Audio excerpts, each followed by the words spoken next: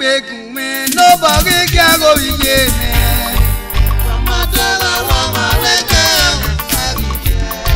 No kume kia no wege o.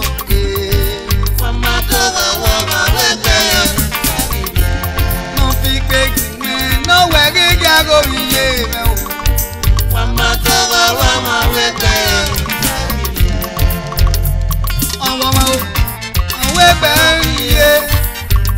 Akugere amere muna iye no wo izabo na jamu enene ponwanye o wa basi o egbe no yawo akwena ga kun uwe no yamu ye ebe owo awene igbo wa afie o no fi pe kunwe no bogi ki ago biye wa ma to wa lete.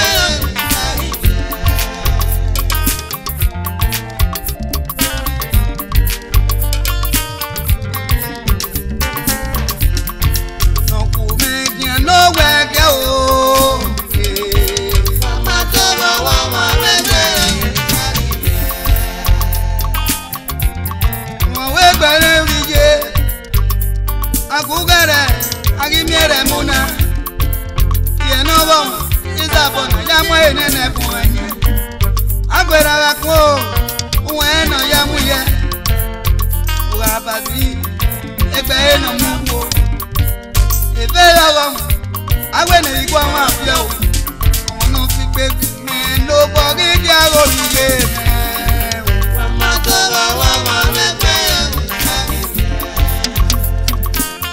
Ezuwa kwiko na kya ya gboyosa Ewa osa lo pa me na kya kele ere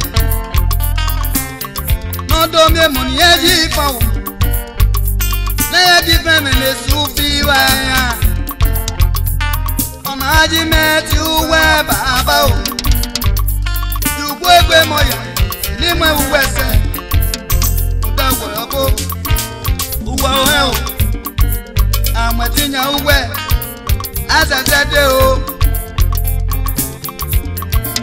Hey ogwe Uwase o baba Wole gara ni yagwe na magya me gbe o Wole gara ni yagwe gbe na me mala sede gbe mo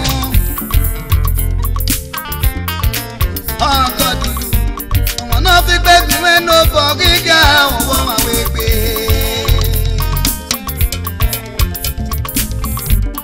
No fi pe kun no bogi ga won ma weke No fi pe kun no bogi ga go ye me Wa ma ta wa ma weke Eyan to abo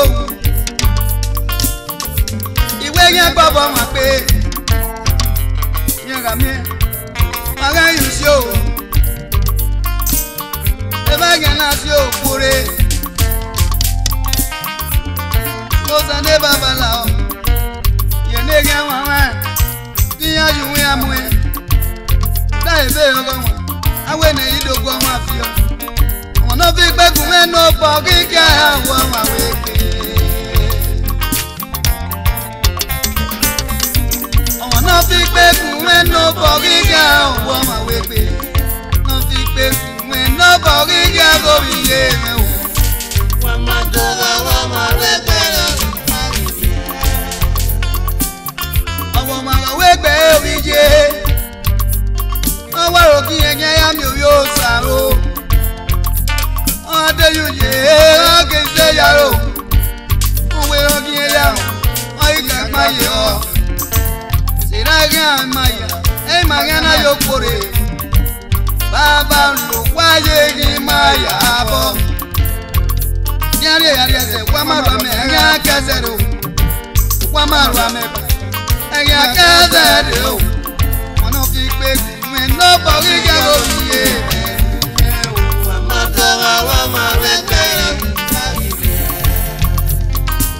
Ezuwa kwiko no ge ya gboyosa Ewa no za lo bana mudi ayo ma odi eke Amudi ayo ma yeke e no be ga ga ka o Baba la o Udo mudi ame o When no waking me work by your down there. I go me quick mama say I go me quick go down. Where you am working now when you buy your down there. Oh down there. In my only use you. On fit take me no. Oh body get go Mama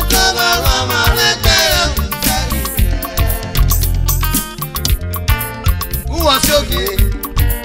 Who was okay? Who's that video yogi? Who was okay?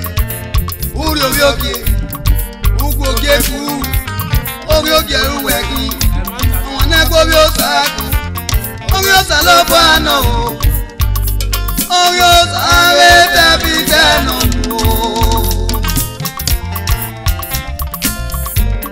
No fi pe me no bogi ga wo ma weke.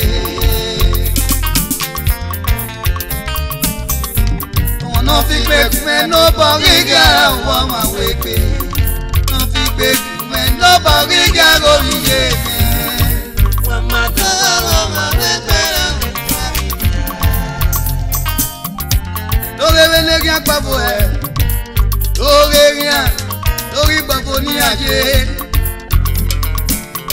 Ya me oye bada ke we bore o ena agbalode eni aga ya komona ya let us ya let it ya lo abare o sa lo ba ma yo ba yin re we no sa ya gbo ma polo so resu ati no sa ya jo ma polo so resu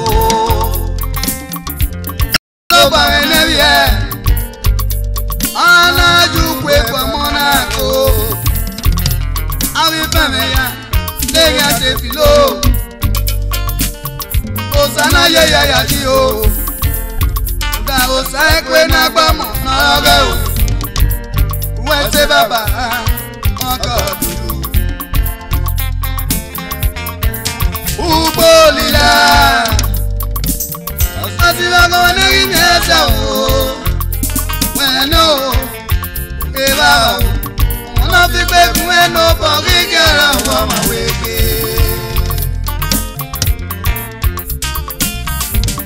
No fi pe kun no bogi gara wo ma weke. No fi pe kun no bogi gara go ye me o. Mama gara wo ma weke. Sanata e kya fi pe ye.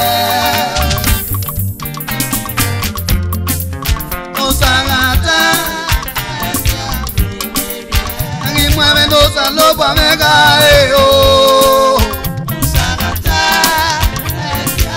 Igi ne dion boy ona gba me me ya ge mo sa mi ne ra Sagata Igi ja kon bo ta ga fi me wo Sagata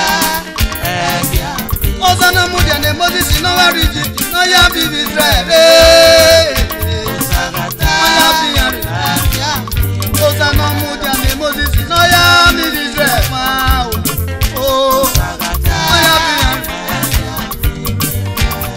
ta ya fi o Sagata bala pe baba o baba Osana mudia ne dale uwe bo tu ma mafia Sagata bala pe baba o